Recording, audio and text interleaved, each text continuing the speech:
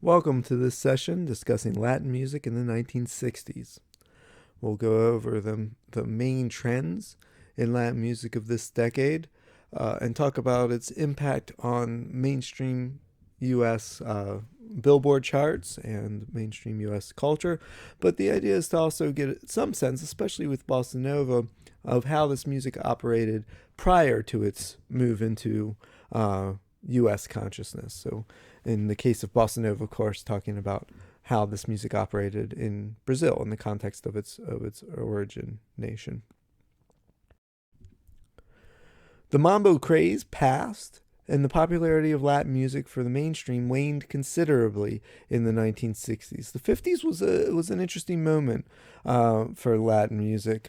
Really, since the 20s, the U.S. has had fairly protracted, faddish interest in various forms of Latin music. There was the rumba craze, which wasn't always exactly rumba, but went under the name of the rumba craze. There was the moment of tango in the late teens, early 20s, from Argentina. There's all the influence of the habanera rhythm in early jazz and so on. And then the 1950s, of course, had mambo music, which was a kind of form of sophisticated musical expression in most people's minds, a kind of sophisticated ballroom dance. But then it begins to wane toward the end of the 50s. And then the very early 60s. But three forms of Latin music started to gain some ground between 62 and 66. And those would be bossa nova, boogaloo, also known as Latin soul, and the mariachi music of the Tijuana Brass.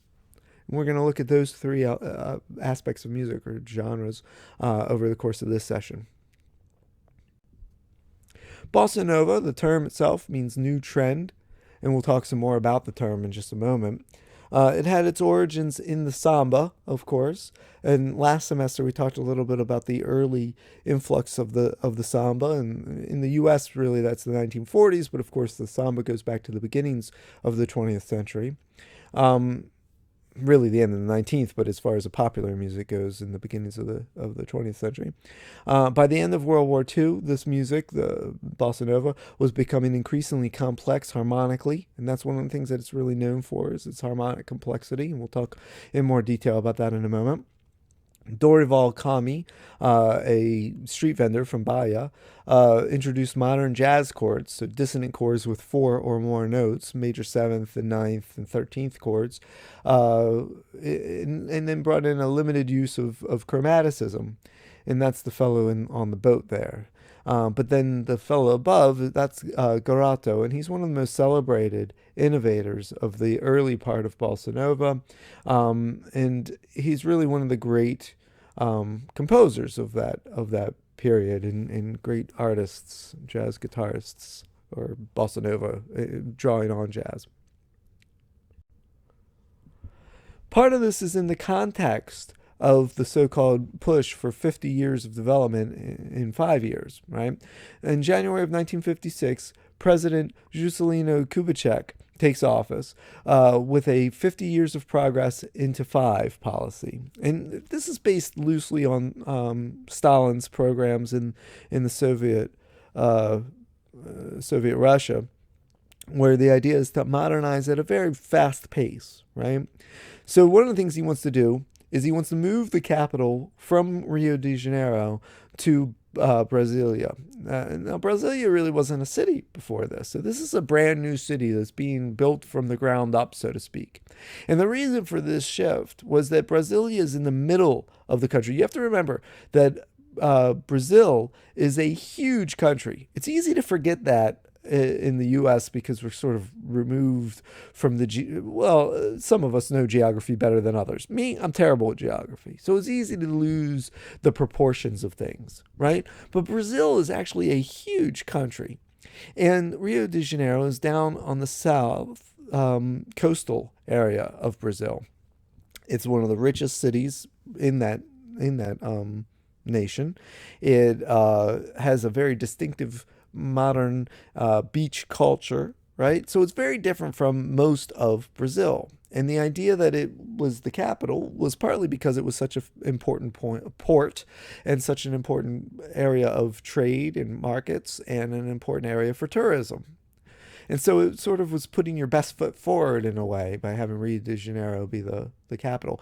But it wasn't very representative of the country as a whole, and it shifted all the power toward the South. Right? So, for similar reasons to what happened in the United States, the idea of having Washington, D.C. in the middle was so that no region felt like it was being more catered to than another. Of course, as the U.S. expanded westward, it's not centrally placed anymore. But originally, Washington, D.C. was centrally placed. Well, Brasilia is the same kind of thing. The idea was to have a centrally placed capital.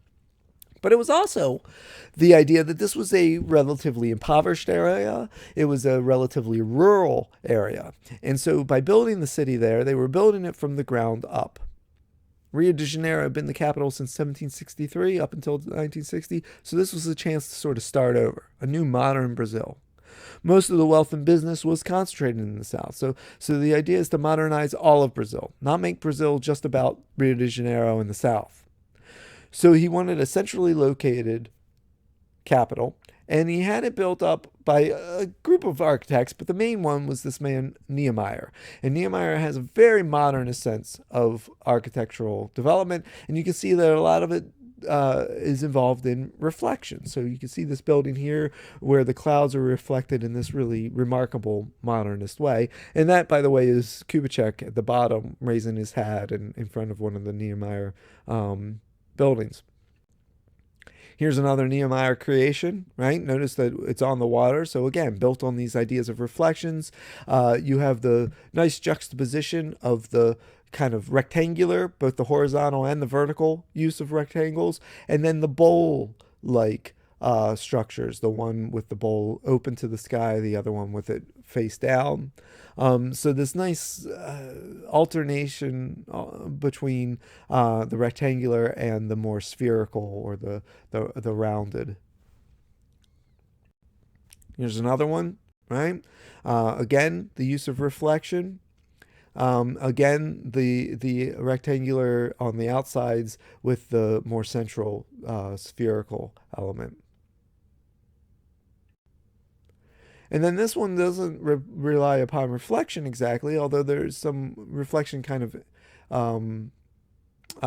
implied with the bell tower versus the peak. This is obviously a church, right? But notice how modernistic that bell tower is, and really the church as a whole is a very interesting design here. You might be able to tell that the sides, the darker areas of the wall, you can partially see through them. Not entirely, but partially.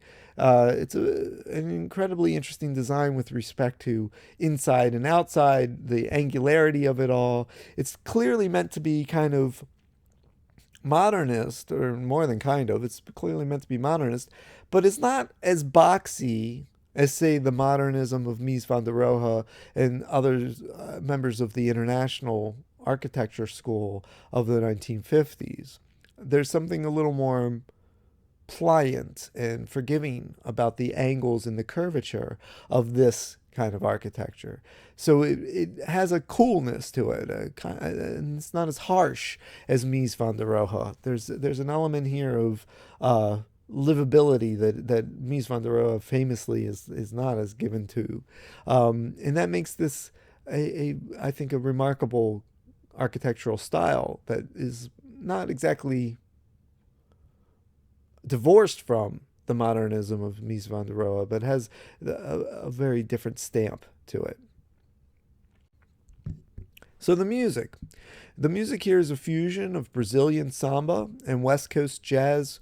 So you have the relaxed tempos, the very sophisticated harmonies, and a cool cerebral approach, both to the lyrics and to the music.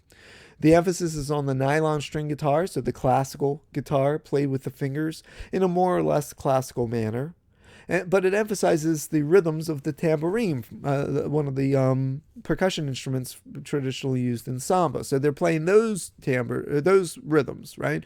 In traditional samba, the guitar is part of the traditional samba, but it has less interesting rhythms than the percussion instruments in samba. And so what bossa nova is doing is it's taking the rhythmic interest of the percussion of samba, coupling that with some elements of classical and jazz music as far as harmony is concerned, and then adding the samba, the sort of free flowing samba canção kind of melodies, but making them a little more chromatic, a little more modernist, a little more interesting.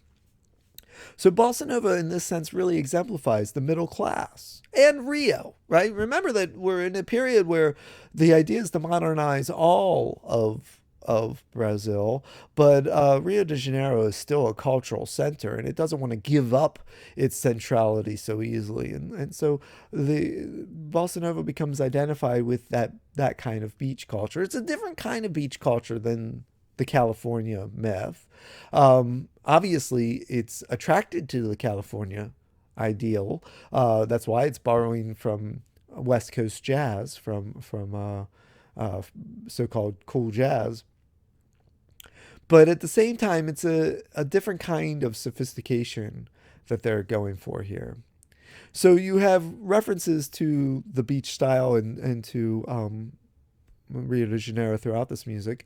Garota de Ipanema, which is known as the girl from Ipanema, Ipanema rather, in English. Ipanema is a beach in Rio, so Garota de Ipanema is just the girl from Ipanema, that from this beach.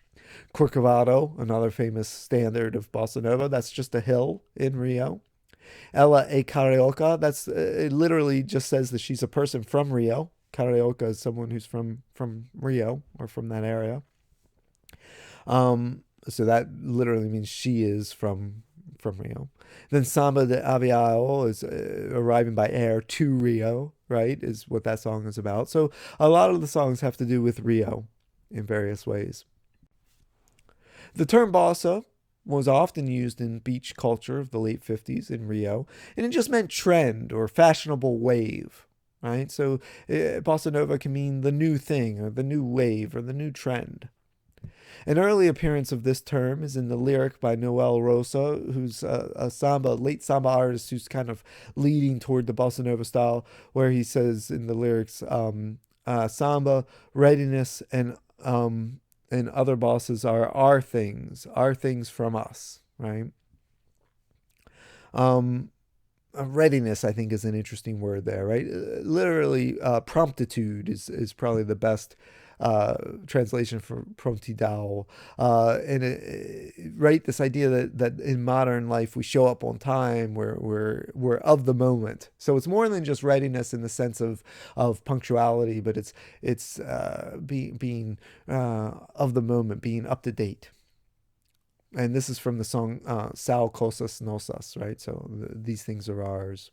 The term was first used in public to refer to a musical style for a concert in 1957, which was being offered by the Hebrew University Group of Brazil. The journalist Mises Fuchs used the term to promote the event, which included Sylvia Tellis, and you can see her pictured there. This is one of her albums, the Face I Love. Carlos Lira, one of the great guitarists and composers of that period, Nara, Lea Luis Cesar, and Roberto Maniscal. And the line was, Oje, Sylvia Tellis e un grupo bossa nova, right? So Sylvia Tellis and a bossa nova group. So this, and all the journalists really meant was this group of musicians in this new trend, this new style. But it became kind of a genre marker. Notice also the tunes on the Sylvia Tellis record, right? Some of them are standards from Tin Pan Alley, so the Gershwin tune, but not for me. Bubbles, Bangles and Beads, right? Another one. It Might As Well Be Spring, another Tin Pan Alley tune. But then you have Pardon My English, right? So this tune that's going to emphasize her accent and so on. Again, trying to appeal to the U.S. market in part through a marking of otherness, of being a foreign and therefore kind of novel and interesting entity. One of the central figures, of course, of bossa nova, João Gilberto, rather, who died just a little over a year ago. He was a guitarist singer who really initiated the craze. His first recording, Chega de Saudade, Enough of Longing, from 1958, which is a song by Antonio Carlos Jobim, and we'll talk more about him in a moment. That was a pretty big hit for him. And then in 1959, he released his album, Chega de Saudade, so titled the same as the song. And it's thought to be, by many people, the first bossa nova record. It's on Odeon Records, and Odeon Records had a lot of these recordings early on. It features the title track, but then also Desafinado, and his own composition, Bim Bom, and then Lobo Boba, by Carlos Lira. And Carlos Lira is another really interesting composer. Desafinado is a great example. It's the one I think you should probably listen to. That is a Jobim song. And it's got that first of all, it's got this modulation structure to it that goes through the various keys that represent the notes of the original tonic chord. So in other words, the tonic of the overall piece is F, in the way it's usually played anyway, and you go from F, and then you have a section in A major and then a section in C major before you return to F.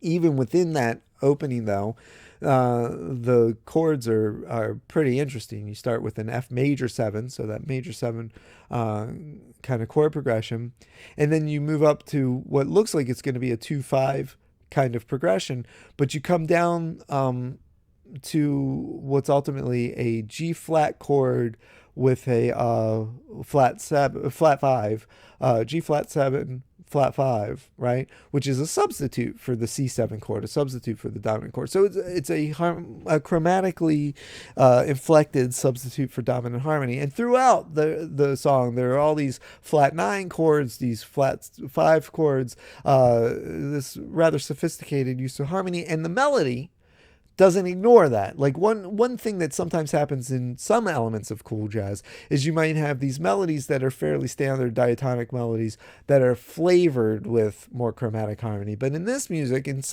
much cool jazz, and then certainly in bossa nova, the melodies often emphasize the chromatic nature of the underlying harmony, right? Some songs are even structured around entirely chromatic harmony, where the harmony is not 1-6-2-5 kind of progressions at all, but rather they don't stay in a given key, but move through different keys or imply different keys through an entirely chromatic structure of harmony.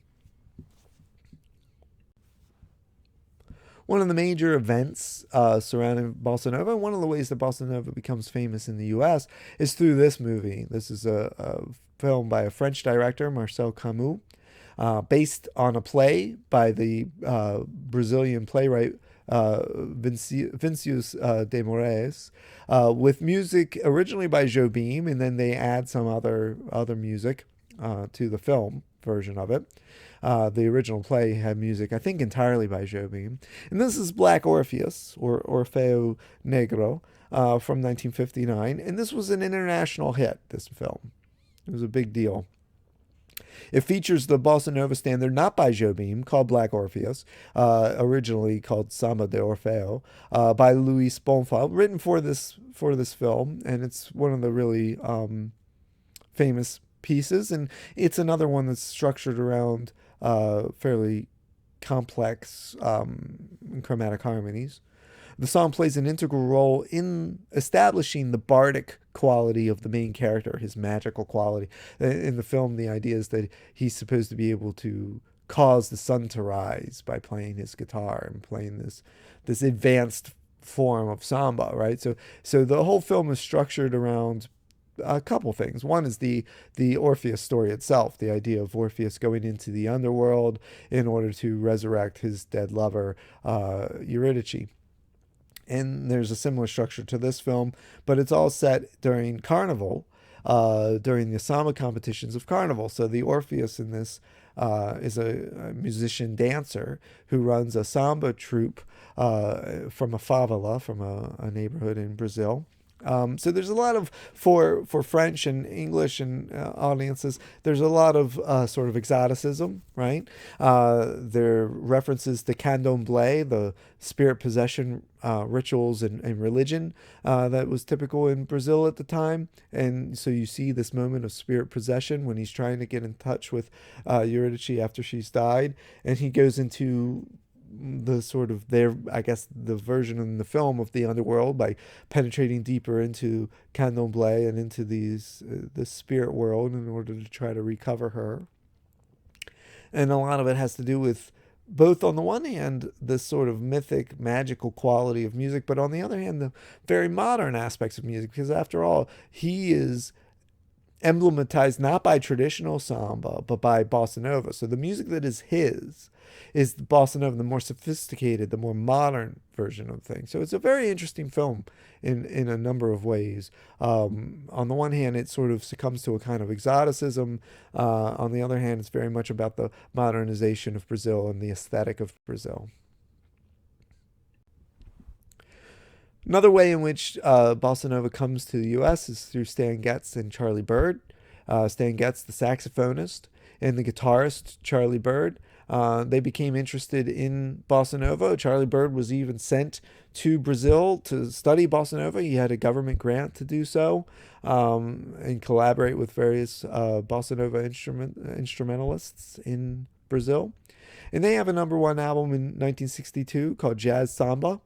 And then there's the Stan Getz album, Getz and Gilberto, where he collaborates with the guitarist and singer João Gilberto, as well as Gilberto's wife of that time, Astrid. And that's a #2 album in 1963, although it wins the Grammy. That has the song Girl from Ipanema on it, which was a pop #5 in 1964. And that features both the voices of João Gilberto, who sings in Portuguese, right? And then it also has Astrid Gilberto, who's singing in English with that accent, that Brazilian accent. The famous version of the song actually cuts out most of João's singing and focuses just on Astrid's singing to make it into a shorter pop single. Jobim is playing on the piano, and you should listen to Jobim's piano playing. It's very sparse. It's very ornamental. You'll notice the Stan Getz, for the most part, when he's playing doing a solo there, he's really relying on the melody for the most part. And then this kind of breathiness, right? This way of presenting the melody. It's a remarkable track in a number of ways. And what would be useful to do would be to listen to the album release, which is much longer and has the contributions from João, Astrid, and Stan Getz, and then listen to the single version, which really focuses just on Astrid Gilberto's voice and really tries to make it into a pop single. So here's a picture of Jobim. Jobim was involved in several successful albums in the U.S., including the composer of Desafinado plays, right? And so he's already famous for the song, for Desafinado and some other hits. And so this is an album featuring mostly him. It's his arrangements recorded in New York, or rather his tunes with arrangements by Klaus Olgerman. It's a pretty impressive album, and you can see how it's leading toward this idea of it being kind of a middle brow music, right? It's for people in the middle class who want sophisticated popular music that's not exactly classical music, but not exactly normal pop music either. So these big, lush orchestrations. Then you have The Wonderful World of Antonio Carlos Jobim, which was number 57 on the album charts in the U.S. in 1965. That has arrangements by the famous jazz arranger Nelson Riddle. And then you have Francis Albert Sinatra and A.C. Jobim, which I believe also had arrangements by Nelson Riddle, and that was obviously a collaboration with Sinatra in 1967. And then you have what I think is one of the better of these albums, which is Wave in 1967. Again, with the Ogerman arrangements, but also with Ron Carter on bass, the famous jazz bassist, Irby Green and Jimmy Cleveland on trombones, and you get this really rich trombone sound, and then Jerome Richardson on flute. And to my mind, 1967's Wave album, that's one of the best of these American Jobim albums. But already by this point, bossa nova is losing in favor back home in Brazil. It's such a successful export, and it becomes so identified with Rio de Janeiro and with this sort of sophisticated middle brow music. I mean, some of the songs even draw on Chopin and so on, right? I mean, Jobim is really drawing on Chopin, he's drawing on West Coast jazz. It's a music that's really meant to sound sophisticated and often involves ideas about dating, and you could see Jobim's wearing in that picture the loafers and the pants that don't quite come down to the ankles, and you have this element of sophistication, relaxation. It seems to have lost touch in some ways, and maybe it has never been in touch with Brazilian society as a whole. It's really a middle class, or maybe even upper middle class musical genre. That's not I'm not casting an aspersion on it. I'm just saying that it's not the kind of music that's necessarily going to appeal to the wider public. And so in Brazil, there's a reaction against it. And we can see that here. It has a relatively short life as a dominant genre in Brazil. On the 31st of March in 1964, conservative forces took control of the army and staged a military coup that toppled the populist government of João Goulart, who was really the successor to Kubitschek. So thousands of Brazilians are hunted, imprisoned, tortured, exiled, murdered. Right? This becomes a pretty rough period in Brazilian politics. There are military censors for the news and for entertainment. So bossa nova gets replaced by what is called Música Popular Brasileira, or just MPB. And the most significant figures are Chico Buarque de Holanda, Caetano Veloso, one of the most important, Gilberto Gil, one of the most famous, and Milton Nascimento. And what they're using is more rock and modern jazz influences, but also some avant-garde stuff. So this is more socially conscious music. It's not as accepting and as easily acceptable as bossa nova. And there's also, it's more socially conscious, but it also is more covert in some ways. There's more use of symbolism in an attempt to avoid censorship, right? So this is a kind of subversive protest music that's occurring in Brazil, and some of the performers get exiled at various times, but it's kind of a reaction to bossa nova. Bossa nova was too palatable in some ways. It was too easily co-opted by Brazil at large, and so what happens to bossa nova is it becomes kind of a muzak kind of music. Let's see that in the next slide. And so what winds up happening to bossa nova is it maintains a presence on the jazz scene in the U.S. throughout the 60s and 70s, and then on to today, especially as it becomes kind of one of the Latin tunes that bands will do in their sets, right? And then, an album track or something. So, for instance, Wes Montgomery puts out some great versions of some bossa nova tunes, and so it maintains a presence, but it becomes kind of auxiliary, right? It doesn't have the same kind of prevalence that it had before. But it does maintain a new kind of prevalence within muzak and shopping malls and elevators and so on. It's thought to create a kind of calm atmosphere conducive to shopping because of its gentle sophistication. And we'll talk more about the use of muzak at the end of the session. But, you could see in the movie, the 1980 movie, The Blues Brothers, featuring Dan Aykroyd and Jim Belushi. John Belushi, not Jim Belushi. You could see that there's a famous scene in that movie where they go into an elevator, and they had just been running from the cops, from the Chicago police. They go into this elevator, and then inside is the muzak version of Girl from Ipanema, and so it's contrasting there being all calm and listening to this music in the elevator, and then outside all the cops are going around surrounding the building, and all the helicopter noises and the noises of the stomping of the feet, and it becomes this kind of joke within the film that the music is cloying and kind of annoying in its shopping mall characteristic. And that's what really happens to some extent to bossa nova, that it becomes co-opted into this music version of things. And we'll talk more about music in a second. But for now, let's talk about boogaloo. Boogaloo, sometimes spelled with the U's, sometimes with the O's, or sometimes known as Latin soul. This starts in New York City with musicians from Cuba, Puerto Rico, and Latin America, creating a fusion of rumba and son montuno from Cuba, and then mambo and R&B and soul. So this is really a fusion type music, right? A hybrid type music. The biggest earlier hit was The Watermelon Man, which was a pop number 10 in 1963. It was on the charts for 11 weeks, shows that it has a great deal of staying power.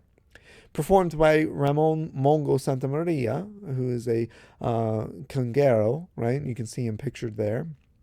It was written by Herbie Hancock, and of course, Herbie Hancock does a very famous version of it on his Headhunters album. It's a 16-bar blues. It's a great tune and very flexible tune, based on those rhythms, those conguero rhythms, and you should listen to that tune.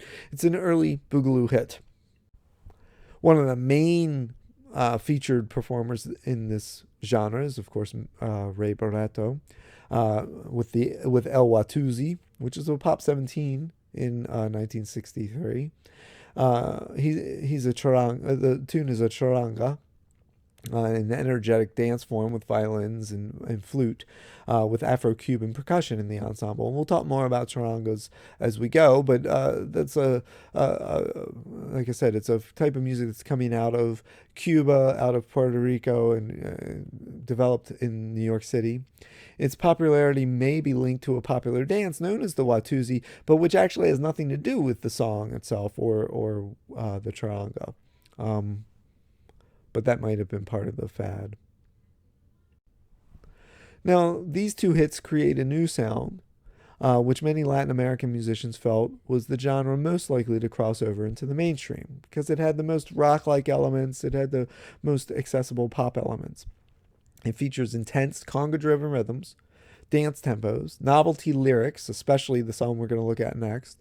The term boogaloo is as a reference to this music seems to have emerged in 1966 when Richie Ray, the pianist, and Bobby Cruz, the singer, began using it. In that year, the Joe Cuba Sextet, a very important group within this genre, released the song Bang Bang, and that sold 100 million copies. And then they had a number one immediately after that with the song Sock It To Me, one of the great hits in this genre. Their first crossover hit, however, was in 65 with El Pito, I'll Never Go Back to Georgia. And then in 1966, that was the year that New York City's Palladium Ballroom closed because they lost their liquor license. And so that had been the home of mambo music. So boogaloo emerges as the most popular form of Latin music until the rise of salsa in the 1970s. So for the second half of the 60s, boogaloo really is incredibly popular.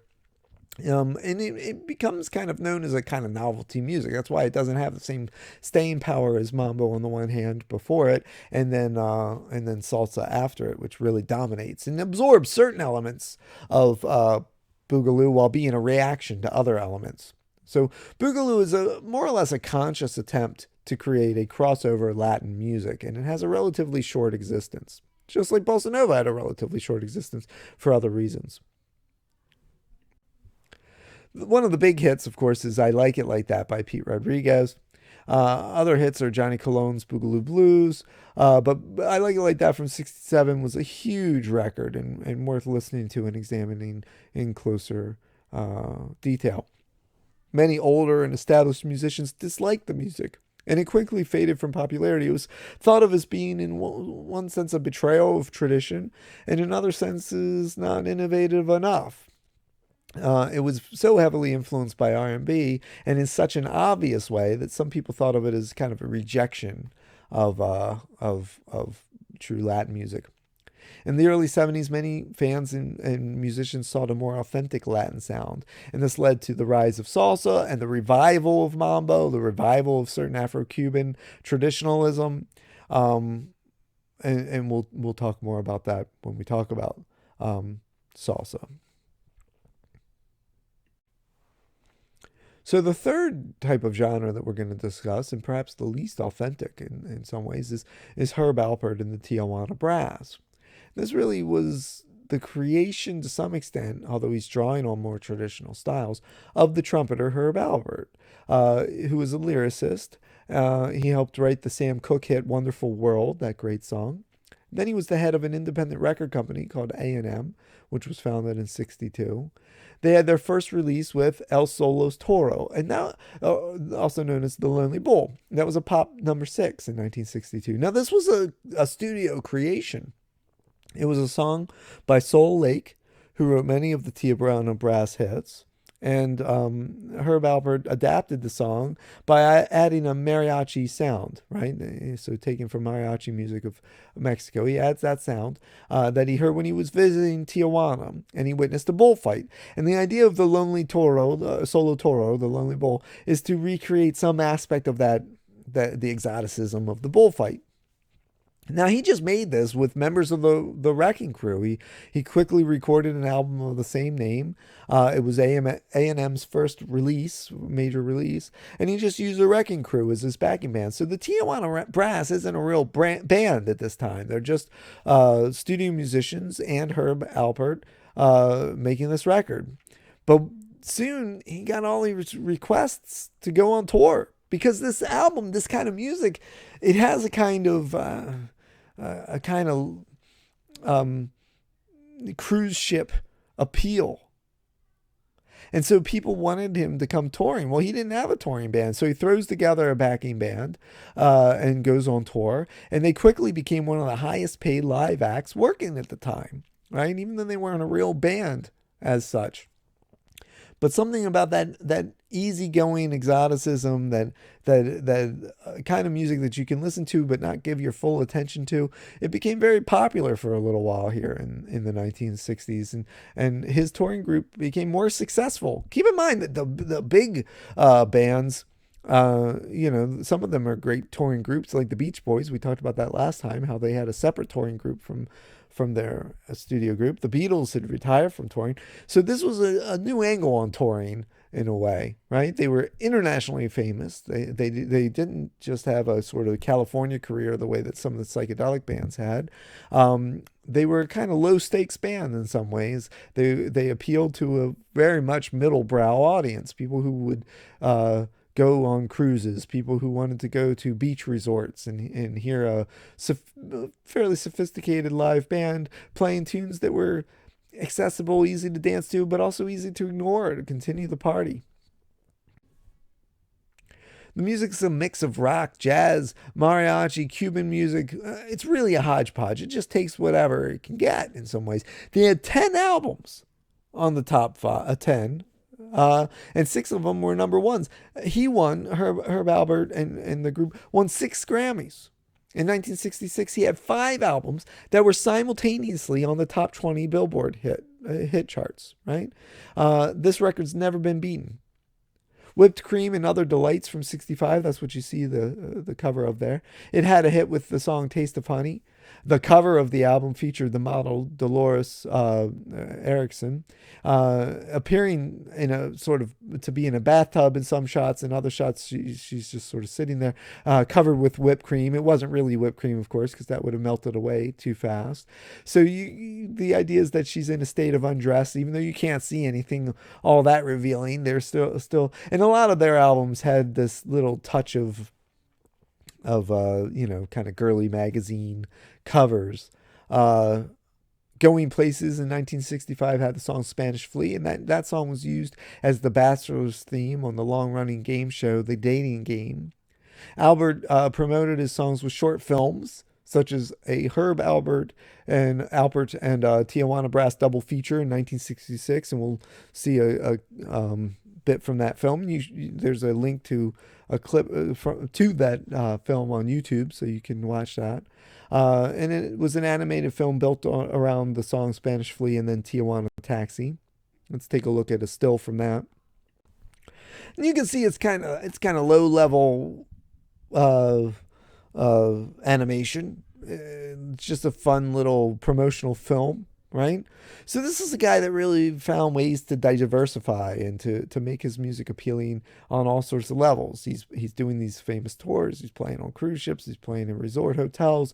He's got these little animated films that are kind of kitschy and fun. He's appearing on, speaking of kitsch, on his music is appearing on The Dating Game, right? And he's a major force in the 60s. He maybe is forgotten to some extent other than as a kind of novelty act, but he made a lot of money and was a major force in the music industry in the 1960s. Here's a promotional photo for A&M Records, and of course he's representing the A and his partner the M. They started out of Albert's garage and soon became the world's biggest independent label. They signed Joe Cocker, the Carpenters, Cat Stevens. They sold the company to Polygram in 1987 for $500 million. So this is a real success story as far as the business of music is concerned. Now let's talk about the other side of the popular, and Herb Alpert is the great transition into this, right? Because his kind of music is really comfortable with Muzak and with game show themes. Muzak was developed by Major General George Squire in the early 1920s. It was developed in relation to war. He was looking for ways to create music that would calm people down and focus them. So he had a patent for transmitting information signals over electrical lines and realized he could send music over these lines in a manner different from radio broadcasting. So instead of broadcasting where anyone who has a set can hear the music, he could send that music to people who would pay for it, like shopping malls and so on, or certain stores. He developed Wired Radio Incorporated and charged people for the delivery of music within their electric bills, right? So it was part of your electric bill. It was a service you could sign up for. Now, radio advanced to the point where people found it was as good as this or cheaper. At first, his advantage was that you had a clearer signal. But by the time you get to the 30s, really, radio had advanced to the point where you didn't really need a direct wired version of the music. So in 1934, he begins selling to commercial clients, not homeowners, and he changes the company to Muzak, right? And the idea here is not so much that you're selling the service for its fidelity, but rather what you're doing is you're getting rid of those DJs. You're getting rid of those commercials. All the things that if you're in a JCPenney's, you don't want. You don't want to be in a JCPenney's and have them play commercials that are not JCPenney's commercials. You want them to be focused on, in fact, you don't want them interrupted too much from just buying the products that they're there to buy in the JCPenney's. So you want fewer songs that have voices. You want more instrumental songs. They do studies of this, right? You don't want a lot of things with drums emphasized, because that distracts. They do studies that find that distracts you from buying. So you want music that is kind of light, that you can easily ignore, that's instrumental, that you're not singing along to, that's not taking you out of the shopping moment, but that makes you feel calm, that makes you feel focused. Well, what does that sound like? It sounds like bossa nova, and it sounds like Tijuana brass. It sounds like some of the music we've been talking about. In 1937, Warner Brothers buys out Muzak, and it becomes a major industry. Here's a little cartoon making fun of it, right? This guy comes out of the elevator. He says, "Quick, pen and paper. The Muzak has brought poetry bubbling to the surface." It's funny because it's so obviously not true. Muzak doesn't bring poetry bubbling to the surface. It's kind of this anodyne, uninteresting, unstimulating form of music. Even music that was stimulating and interesting to my mind, like bossa nova. When you make a Muzak version of it, you take away some of that interest. You reduce it to just the melody and the harmony. You reduce some of the percussion, and even through its use of repetition, you even make those elements that have been interesting, the melody and the harmony, and you make them a little less interesting, right? By washing out the instruments into being just these huge string pads and so on. Again, it's not unuseful music. It's just music that's meant to be ignored. It's music that's meant to be musical wallpaper. And therefore it reduces the status of music like bossa nova, which I think on its own terms was incredibly interesting music. Some of this has to do with studies that they're doing. So you have the stimulus progression studies that are done that suggested that specific music programming with an increasing tempo and all instrumental music, less emphasis on drums, that this could increase productivity. So they do this first. They use these studies first in factories, right? The idea is you don't want people singing along because then they're enjoying themselves. They're not as focused on music. They're taking focused on their work. They're taken out of their work. So what you do is you start, the tempo is relatively slow. You incrementally, very slowly speed them up.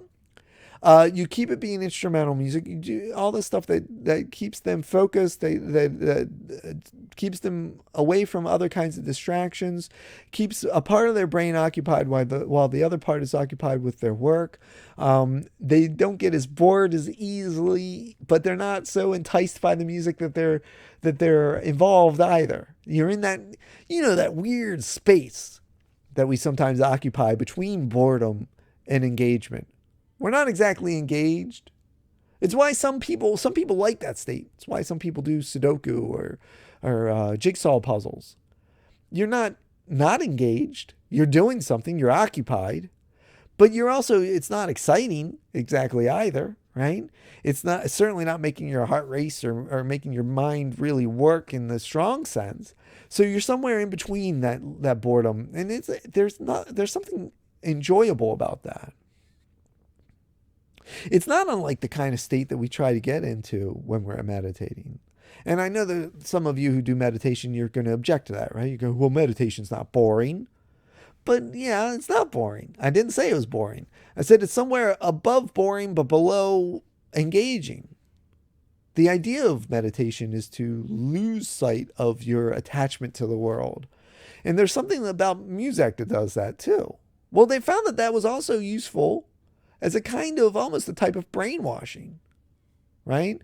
And the concern with that began in the 1950s. There were court cases about it, that music is a kind of brainwashing. And there were all these studies done about how you sell things in grocery stores and how you sell things in department stores.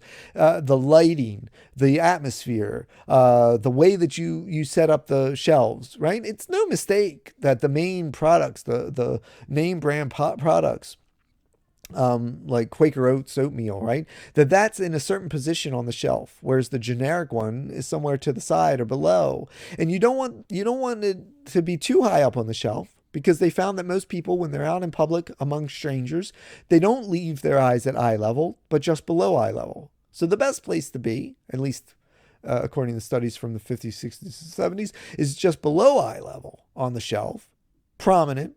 You got to have them all facing the same way, because that gives a sense of pleasure to the mind.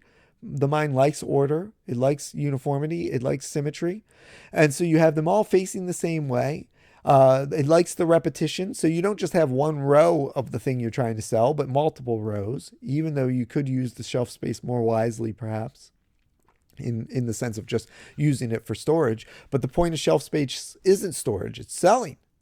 And so the music contributes to that. It creates this calm space in between boredom and excitement, where you're at ease and you're open to other things like buying products.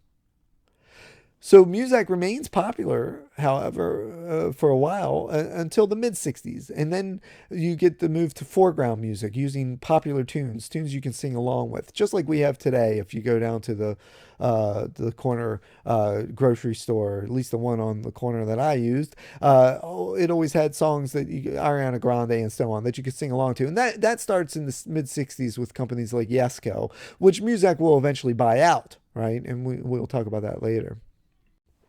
But another aspect of all this is the game show. The game shows start using this kind of kitschy music. Tijuana Brass is custom made for this kind of thing, right? Where it's catchy, it sticks in your head, it's a little earworm, but it's trivial music. It's music that celebrates its own triviality. It's not trying to break new boundaries of musical experimentation like the Beach Boys or the Beatles were. It's not trying to capture your ear where, wow, I got to hear that again and really pay attention. You hear it and you know it immediately, but at the same time, it's between boredom and excitement. You're not bored by it. It's not so trivial that you're like, oh, I don't want to hear this anymore. Or at least most of us, I don't think, respond to it that way. But it's certainly not so exciting that you want to investigate it further and see where I want to see where Herb Alpert goes as a composer or whatever, or the guy that actually wrote his music. You're not so much interested in that either, right? It has a kind of use value. It's music that's not so much useful in itself, the way that we think of art. We think of art as being somehow useful in itself. We're interested in listening to, I don't know, Radiohead's Paranoid Android. We're interested in listening to that song for its own worth, for itself, right? That's not true of the Tijuana Brass. We're listening to the Tijuana Brass as musical wallpaper. It's meant to be back there while we're partying, while we're trying to pick up a date or trying to amuse our date with our own level of sophistication, while we're watching the dating game. It's just kitschy enough to be obviously silly and enjoyable and ephemeral, but not so kitschy that we're like, forget that. That's not interesting. It's somewhere in that space, that weird space between boredom and excitement, that kitsch finds itself, that Muzak finds itself, that these game show things find themselves, right? And they become subservient to the show itself. Think about the music, for instance, to Jeopardy. Do, do, do, do, do, do, do, do. It's really annoying if you follow someone around doing that, right? Ask somebody a question and then do that music at them. You will get a punch in the nose pretty quickly, or the verbal equivalent of one. But on the show, it's part of the fun of the show. It's not so trivial that you wish it were gone, but it's trivial enough that its triviality becomes part of the enjoyment of it, right? And so we can't discount that in a class like this, in a course like this, because that's part of the popular. We tend to, when we try to make all of the things that we like into art, we tend to discount this kind of thing, right? What we do then is we say, well, the Beatles, they're not so much important for I Want to Hold Your Hand. They're important for Sgt. Pepper's or aspects of the White Album, right? And then we start fetishizing things like Revolution Number 9, which, my parents hated because it wasn't pop-oriented at all. It's like Stockhausen, right? And we want to fetishize those things because that's art. But a big part of what we should be studying in a course like this is the popular nature of things, the popular elements. And here you have it in its most obvious commercial form, these game show songs and music. So I want us to think about that as we're also looking at the parts of the popular culture that reach toward and maybe even attain the status of art. We'll talk more in the next session.